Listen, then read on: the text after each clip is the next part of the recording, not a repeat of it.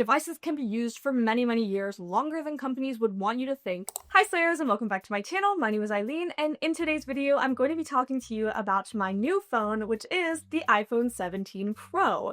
I am very excited to talk to you about this phone because it is my new personal phone that I've been using every day for the past month or so, and I want to talk to you about how much I really like it. So I upgraded from an iPhone 14 base model, not the Pro, and I have really been enjoying my upgrade. So today I'm going to be talking to you about if you should upgrade your phone and if you are going to which phone. So I also tried out the 17 Pro Max, and that phone was really, really good and very similar to the Pro, except for one thing.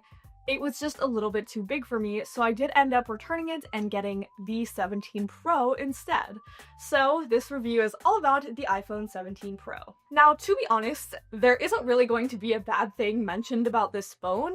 I really, really like it, and I am not someone that typically upgrades my phones. I was not someone that even really cared about getting the Pro model, but this model I just really enjoy, and I've really been feeling so thankful that I have it recently. But that being said, you may have a phone that works perfectly fine, and if you're not having some discomfort in some of the areas I'm going to talk about, then chances are you don't really need to upgrade. Now, it's totally up to you if you want to upgrade, but I'm not going to sit here and be like, you must upgrade your phone, this phone is life-changing. This is ultimately a luxury product, and it's sometimes fun to get to enjoy those things, but it's not necessary for like survival or for daily use. So now that I have that preface out of the way, let's get into the first thing that I really like about this phone. So the first thing that I really like about the 17 Pro is the size of it.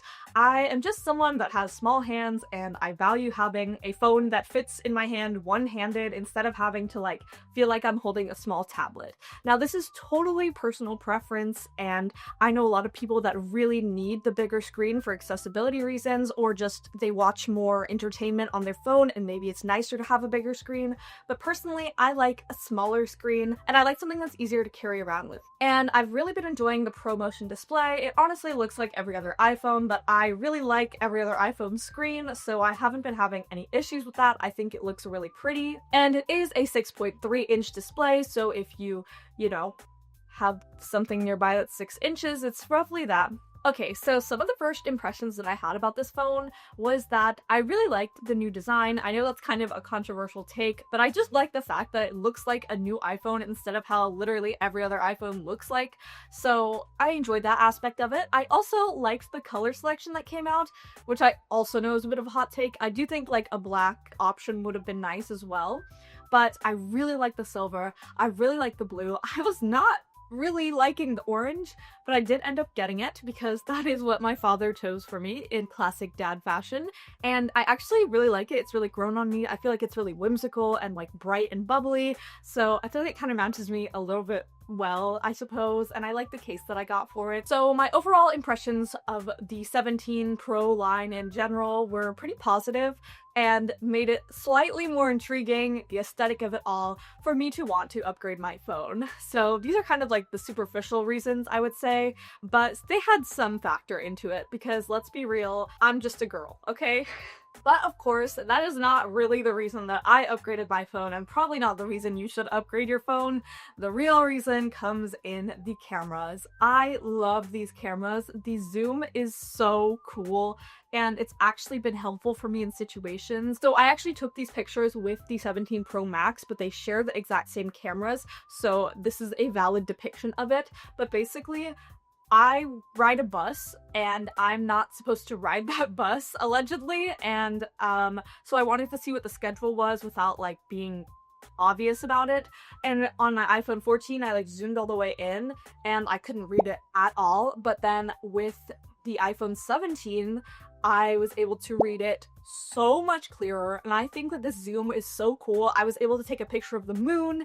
I've been able to zoom so far in on concerts, and that's just a personal hobby of mine, going to concerts and spending all my freaking money. So might as well do it and be able to see the concert happening in front of me with like the best zoom that I could get from an iPhone. The other thing that I really like about these cameras is that the back 3 cameras are all 48 megapixels, which was different from the iPhone 16. So that means anyone from a previous iPhone will see a camera improvement improvement quality, and that is especially true on the selfie side because this sports an 18 megapixel selfie camera, whereas all the other previous phones were 12 megapixels and under. I really noticed a difference with this, and I also especially really liked this for when I was vlogging for this channel. I actually made a whole video filmed on this iPhone, and it was like the last video, so you should go check it out. But I really noticed that it looks better than just iPhone quality. I mean, it is still iPhone quality, but I do feel like there was some improvement there, and I can tell that my details on my face and my freckles and stuff stand out more using the iPhone 17 Pro.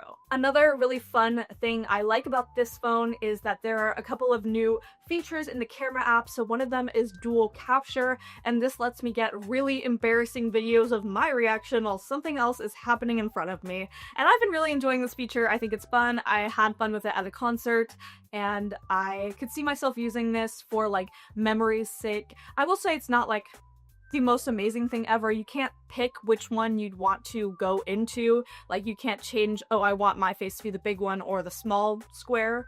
And you also can't like take out the small square in post or something, so it kind of will always look like a dual capture video. but I think it's fun and a little bit quirky to use that sometimes to capture some memories. And the other camera feature that I like is that you can hold the phone vertically. Oh. You can hold the phone vertically and it will film you horizontally, or you could take a horizontal picture. Now, this only works in the selfie mode for whatever reason, which is also a qualm I have with it, but I really like having this mode at all in general, especially if you're a vlogger. But as a consumer, I was noticing that my iPhone photos were not looking as cool or as crisp, or I wasn't getting as much zoom, and I was starting to feel a little limited by it. So that is ultimately why I upgraded, especially upgrading to the Pro to get these better cameras. And I'm not saying that my iPhone 14 was taking horrendous photos or anything.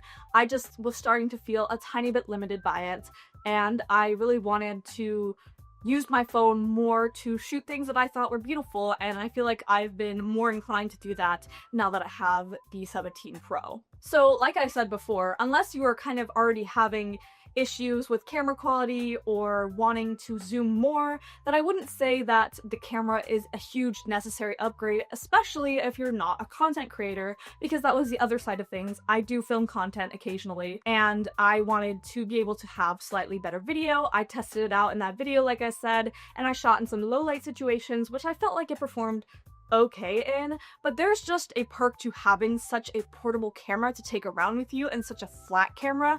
For instance, I duct taped the phone to my ceiling to get this shot, and that's just something I can't do with my big camera. I'm not duct taping my DSLR to kill me then when I go to lay down. So from a creative's standpoint, I do think that getting this phone is helpful for filming, especially if you want slightly more high quality videos. Now, this phone does support 4K 120 ProRes RAW footage, which, if you need that from a phone, I don't really know what I need that for, but if you are someone that knows you need that, then of course you should upgrade to this phone. Most people, I feel like the max you might need is 4K 60 if you're like maybe shooting content or something and you want to slow it down, but I've been enjoying the 4K 24, and I feel like it's been looking good. So anyways, let's move on to a couple of other reasons that I was influenced to upgrade and some other things that I've been enjoying with this phone. So the other thing I really like is that it charges with USB-C. This is my first iPhone to charge with USB-C. I feel kind of fancy. I can plug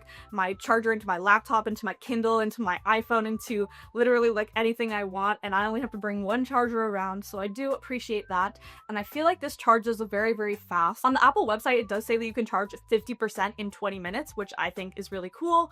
I don't know if my specific charger supports that, but I do feel like it charges really fast, and that is something that, as someone who just chronically forgets to plug things in or really do anything, is helpful for me. And the other reason that I really specifically upgraded my phone was because I was not having the battery make it through the day. I would need to plug it in. I felt a little unsafe, especially walking back from campus at night alone sometimes. And I really just wanted a little bit more battery life to last me through an entire day.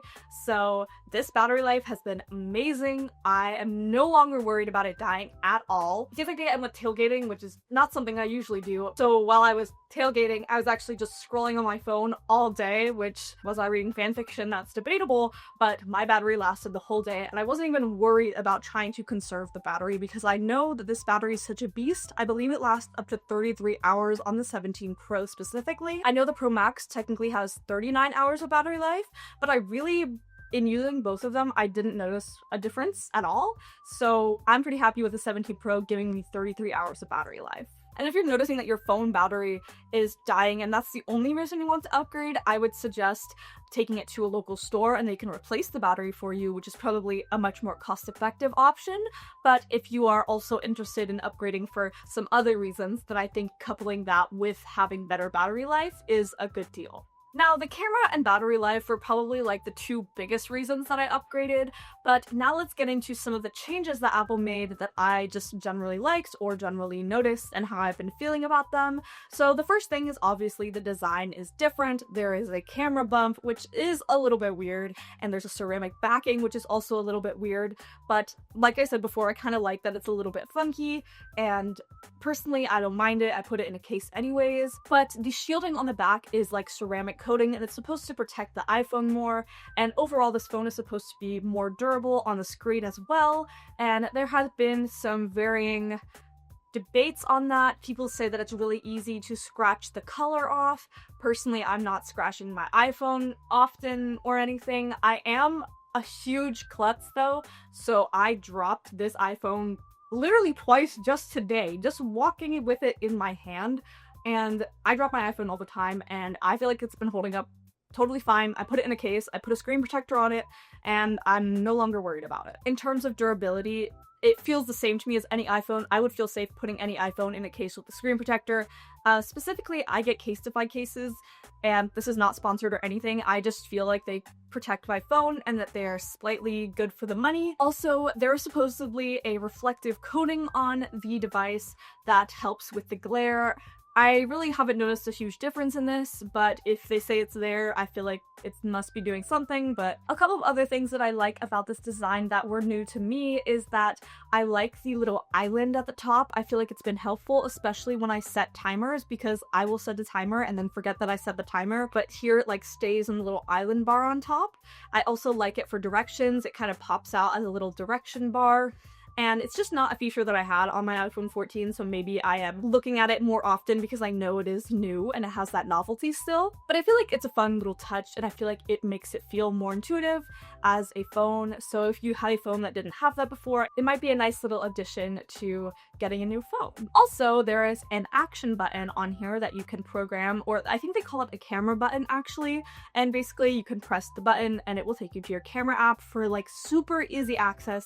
You cannot take a photo easier than that. And originally, I did not really like this button. I felt like I was accidentally pressing it a lot, but now that I've been using it for a little bit longer, I actually really like it, and it's been helpful when I was one-handedly trying to take a photo, because you can just press the button and then press the button again to take a picture. So I really like that, and I actually set mine to have it double press, that I don't accidentally press it as often. So that's something cool that is on some of the newer iPhones, and if you had a phone that didn't have that, it might be useful, especially if, like I said, part of the reason you're upgrading is for the whole camera suite. And then a couple of things about iOS 26 and just the general performance of this phone. This phone has an A19 chip, and it is super fast, super efficient. I have been not having any issues, no lag, nothing, and that's not something I often had with any of my old iPhones, but it's nice to see that that is continuing to be a thing for me, and it just feels really fast. It also has a vapor chamber inside of it, which means you could push it more and it hopefully will cool itself down more often. I don't push my phone a ton, so I haven't really felt it heat up very often, and I haven't felt this one heat up at all, so maybe that's saying something. But the vapor chamber is supposed to help with its performance, and if you are feeling like your phone feels really slow and laggy, then that would be a really good reason to upgrade. If that's what you're missing in your life. And iOS 26, which is available on most supported phones, but I do think it feels really nice to have a new phone with a new operating system. I feel like I really liked iOS 26. I like all the animations, I like how smooth and clean it feels, and I liked most of like the design choices, and having it on the new phone just felt right. Of course, I could upgrade any of my devices, and I did upgrade my iPhone 14, and it was cool on there as well, but I will say pairing it together does give you a sense of novelty that feels like it's good value. And now, the last thing we will talk about is the price, and if I think you should upgrade your phone. So, phones are not cheap for whatever reason, and they are like $1,000, roughly $1,000, maybe $800, but I generally think to myself, okay, a phone is like $1,000. The iPhone 17 Pro is $1,100, and I felt like that was an okay value for it. I do understand it's a luxury purchase, especially the Pro is a luxury purchase, and buying any camera is going to be really expensive. The camera I'm filming on right now is like $2,000, and so to me, if I am purchasing for the camera specifically, I think it does make sense for it to be this price. I'm not saying I love that it is, and I certainly feel it in my bank account, but I feel like the price is not crazy for the value that you're getting. The iPhone 17 Pro Max is $1,200, so if you are leaning towards one or the other, then there's only a $100 difference there. I feel like that's pretty decent for getting like the bigger screen and some more battery life, but personally I was happy with just getting the Pro. And I think if you are wanting to upgrade to a Pro specifically, then there is going to be, you know, some price attached with that, and I ultimately don't think that this is like an awful deal. I would tell you if I thought this was outrageously priced. So that's just my 2 cents. I felt like it was worth it for me. I felt the novelty. I feel like the zoom and the camera features were enough for me to justify it to myself. That being said, I'm not saying just go out there and upgrade your phone all the time. Devices can be used for many, many years, longer than companies would want you to think, and it's only if you've been feeling dissatisfied with your device previously that I think that you should upgrade. And I do think if you were not feeling satisfied and then you upgrade to the 17 Pro, you will feel more satisfied. Now, I highly would recommend looking into getting a phone from your carrier. Technically, it kind of like puts you on a plan, but there might be some trade-in options available so that you can get some money off. Apple also has trade-in options available, but I personally got mine through my carrier, and it was a lot cheaper that way than when I went to the Apple store and just watched $1,000 drop out of my bank account. So I recommend looking into some other options and looking into trade-in value as well. That being said, I know that I really, really like this phone, so this review is a little bit biased, but I do like this phone. I do use it every day. I do feel like it was worth it to me. I know that not everyone's going to have that opinion, and that's totally fine. I just wanted to give you my thoughts on it, and please let me know if you have any questions or comments about the device, and I will talk to you all later. Remember to like and subscribe. Bye!